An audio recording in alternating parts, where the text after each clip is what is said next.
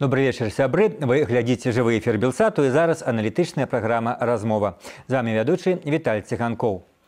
Што пішуць пра беларускую сітуацыю ў заходняй прэсе? Ці ёсць стратэгічная згода аб беларускім пытанні ў асноўных медыях? Наколькі моцна прэса і грамадская думка ўплываюць на рашэнні ды настроі палітыкаў? Гэтыя ды іншыя тэмы абмяркуем з сённяшнім госцем размовы. На сувязі з Лонданом запрошаная супрацоўніца Атлантычнай рады Ганна Любакова. Ганна, добрый вечер. Добрый вечер. Ну, давайте, можа, пачнем з гэтага дастаткова агульнага пытання. Які аб'ём займае беларуская тэма ў заходніх СМІ? Ясна, што мы не маем ілюзіяў, што гэта там першасная тэма, але вы можаце назіраць за гэтым, вы аналізуеце гэта ўжо не першы год. Напэўна, такі был выбух у 2020 годзе. Ці захаваўся ўзровень інтарэсу вось і зараз 21-м? Ну, сапраўды, давайте, конечно, не перабольшваць аб'ём вось гэтай цікавасці і навінаў, якія з'яўляюцца пра Беларусь. Ён, конечно, не самы істотны, але тут трэба ўлічыць, што мы ўжо фактычна больш за год утрымліваем фокус сусветнай увагі. Я думаю, што гэта вялікі фокус. Пра падзею Беларусі пішуць усе медыі, так, гэта і там ад Канады да Аўстраліі, і гэта, напэўна, медыі, якія ніколі раней там не цікавіліся, не пісалі пра Беларусь. І тут, канешне, ну вось ёсць гэта, да, пазітыўны бок, што ёсць увага, і мы яе ўтрымліваем.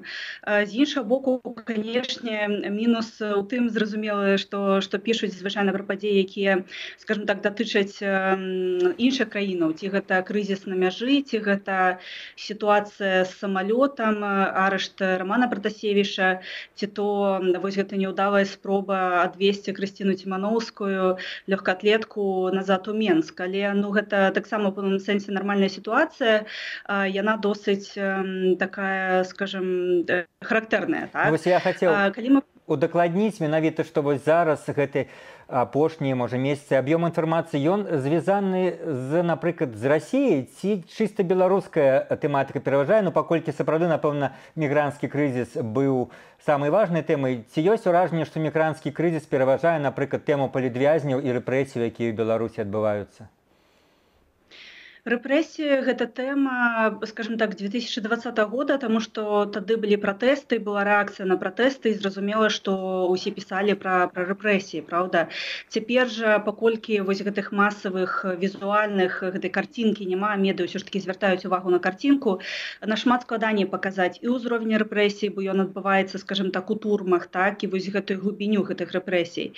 Тут жа мы маем крызіс на мяжы, вось Лукашенко, канешне, скажем так, паспяхова, на жаль, адцягнуў увагу ад сітуацыі ў самой Беларусі, наш вось палітычны крызіс, крызіс правоў чалавека вось гэтымі падзеямі на мяжы. З іншага боку, калі мы паглядзім, напрыклад, учарашнія выракі Сергею Ціханаўскаму, Ігору Осіку, Мікалаю Статкевічу і іншым, то таксама зноў жа пісалі ўсе, каментавалі ўсе заходнія медыі, прынамсі, гэтага было шмат, так? Таму цікавасць ёсць, і ўсё ж такі, прынамсі, да значных палітвязняў, вядомых палітвязняў, увага ёсць. Канешне, ёсць мінус у тым, што вось гэтыя, скажем так, гісторыі менш вядомых палітвязняў, яны асвятляюцца меней, але тут мы, як беларускія журналісты, можам таксама рабіць больш. Мы можам распавядаць, мы можам пісаць іхныя гісторыі, перакладаць на ангельскую мову і спрасіць вось нашых калегаў-журналістаў, каб яны апісвалі гэтыя гісторыі.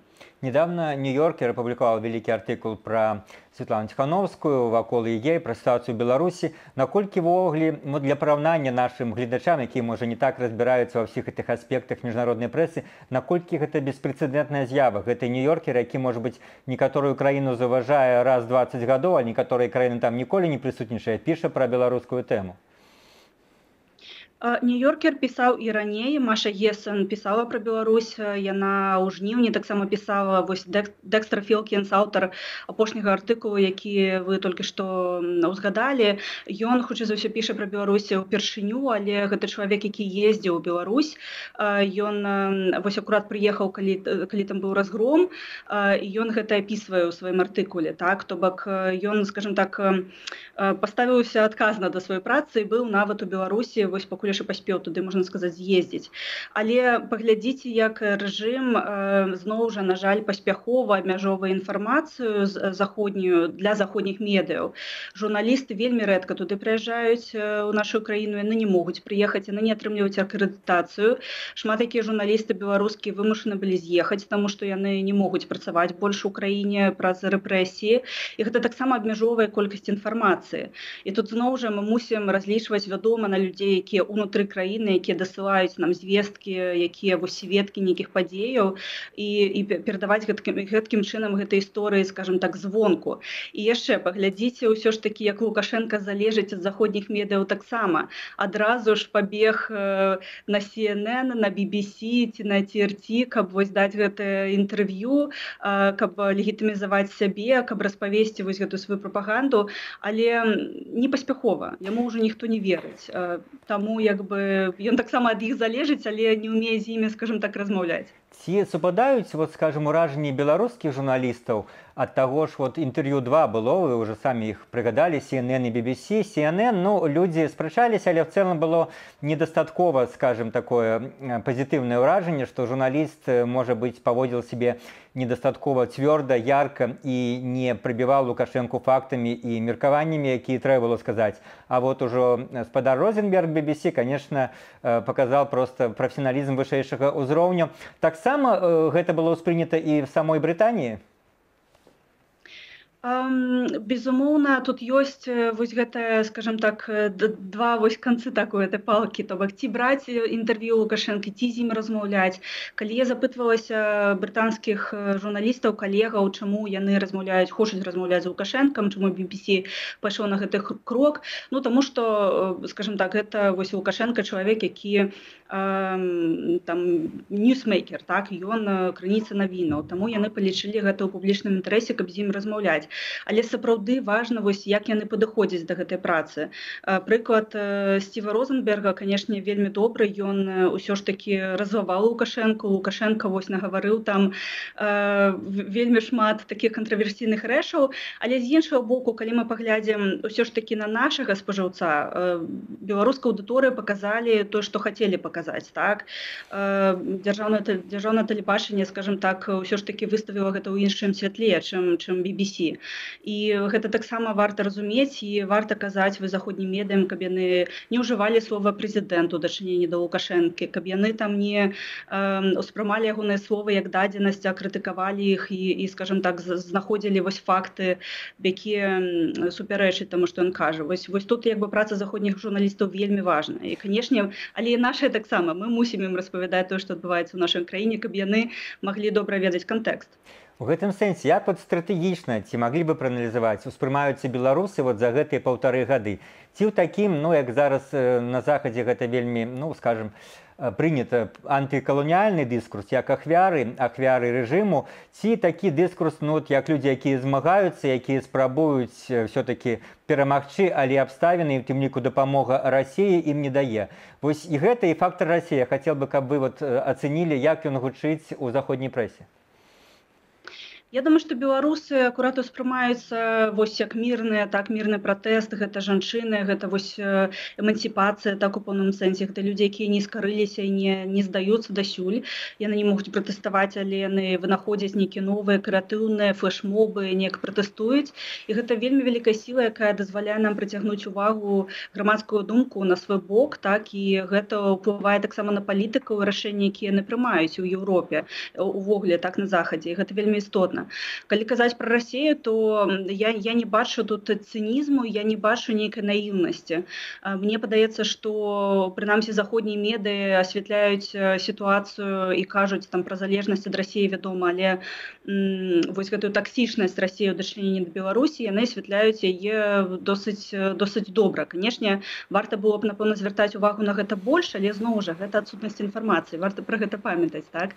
Але вось наша, скажем так, тэма, так, і там і тэхналогіі, так, і ўсе гэтыя вось прагрэс, які беларусы змаглі паказаць і дасягнуць, ён досыць глыбока і добра асвятляецца, бо ўжо колькі ўжо 1,5 года прайшло, і ўжо шмат хто з журналістаў сапраўды мае глыбокія веды, экспертызы на тэмат Беларусі. Цікава, ці ёсць нейкая істотная розніца паміж асвятленнем, ну, скажем, беларускай тэмы такімі агульна, ну, для масавага гледача выданнямі, ну, напрыклад, там, Guardian, і нейкімі аналітычнымі цэнтрамі, з якімі вы, напэўна, таксама знаёмыя, якія ўсё-такі робяць аналітычныя запіскі для палітыкаў, для экспертаў. Наколькі тут ёсць адрозненне? Ну, ведаеце, тут, напэўна, самае важнае, вы, як журналіст, таксама гэта выдатна ведаеце, Guardian ці іншыя медыі, журналісты, яны мусяць мець гісторыі, так, гэта не аналітыка. Там могуць быць элементы аналітыкі, але тут перадусім варта знайсці вось гэту гісторыю, сувязь з чалавекам, распавесці, выклікаць нейкую эмоцыю, так, і тут перадусім, я думаю, самае вялікае адрозненне. Плюс журналістыка перадусім базуецца на фактах, аналітычныя запісы могуць разглядаць сцэнары, там глядзець у будучыню, так і больш там шырока тлумачыць кантэкст. То бок гэта зусім іншыя жанры, але яны дапаўняюць адзін аднаго, і гэта ўсё вельмі істотна, таму што палітыкі чытаюць і тое, і тое. І людзі вельмі часта, так, грамадства таксама чытае і першае, і другое. І гэта, скажем так, поўная карціна, якая вельмі важная для таго, каб прымаліся рашэнні, скажем так, слушна. Але вось што, дарэчы, цікава, вось гэтае, скажем, значэнне, так, прарэжымных каментатараў, бо як бы уся наша павестка пра Беларусь, яна фармуецца дзякуючы публічным спікерам, каментатарам, журналістам, якія распавядаюць пра сітуацыю ў краіне.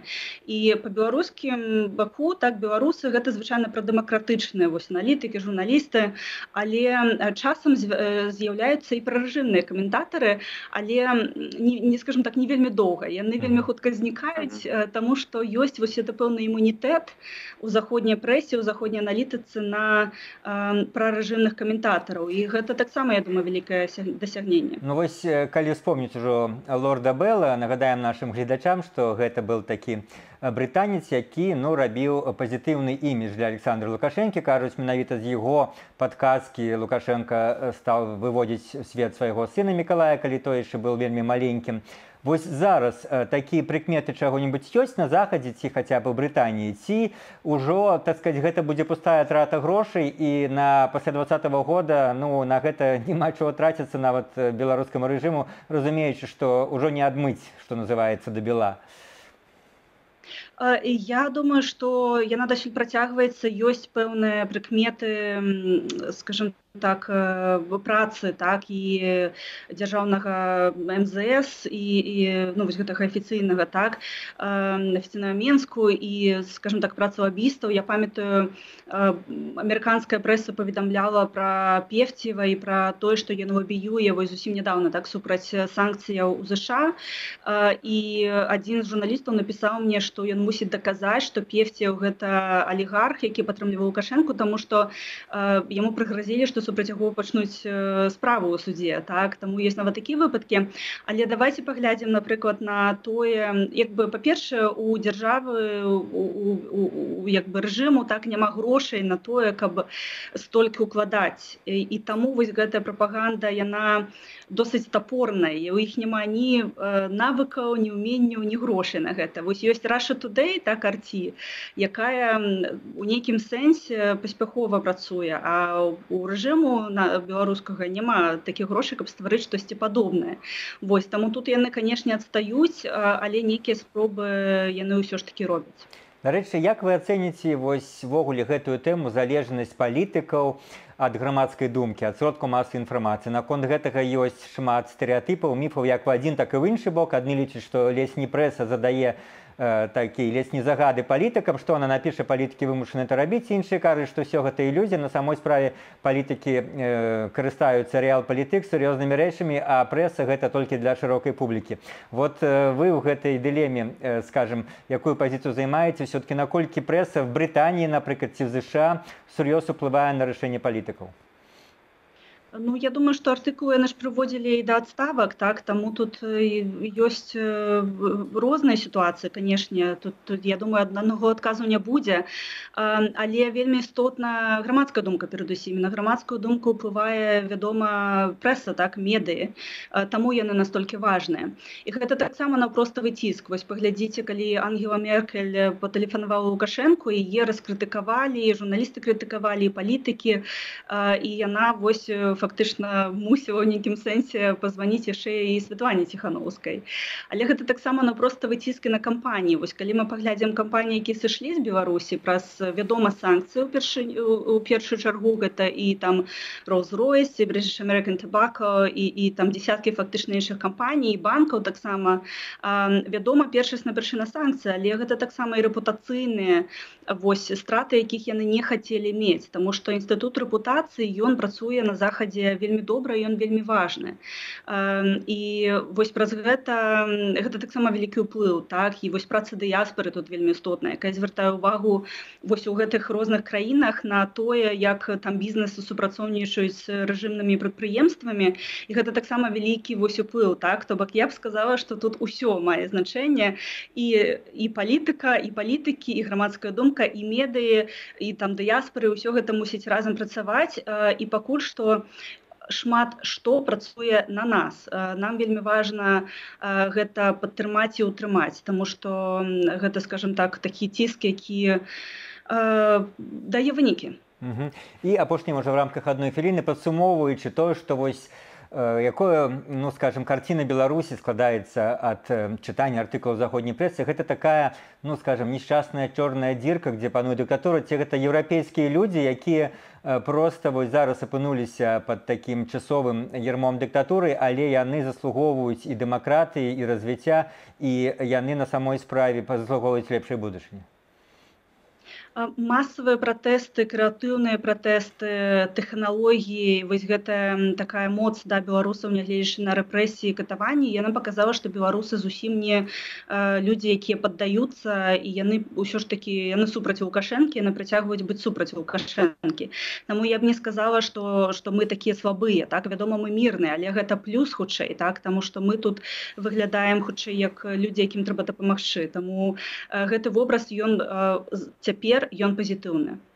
Дзякуй вялікі. Сёння госцем размовы была Ганна Любакова, эксперт, запрошаная супрацоўніца Атлантычнай рады. Перадачу правёў Віталь Ціханкоў. Заставайцеся з Белсатам.